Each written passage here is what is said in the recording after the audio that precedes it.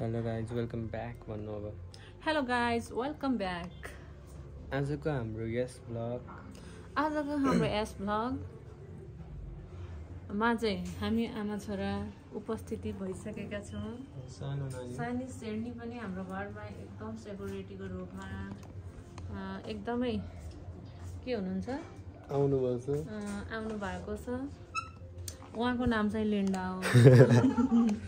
देखाइदैन लिन्डालाई पनि। उहाँको नाम चाहिँ लिन्डा हो। लिन्डाले पिण्डा गर्नुहुन्छ। अनि त्यस पछाडि आज चाहिँ हामी विशेष प्रोग्राममा कमलादी जाँदैछौँ। कमलादी हो कमलादी गएको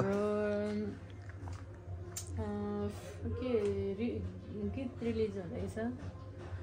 अनि त्यहाँ चाहिँ हामी उपस्थित हुने मौका पाएका छौँ।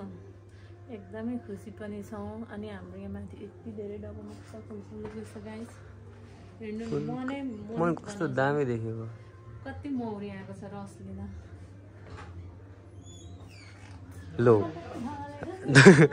ढले ढले गर्दा गर्दै प्यार भयो त।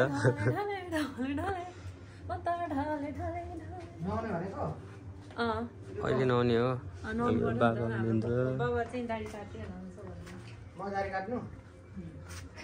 अनि दाढी काट्नु त भित्र जानु भएको थिएन र? म त वासरुम गएँ नि। अब काट्छु।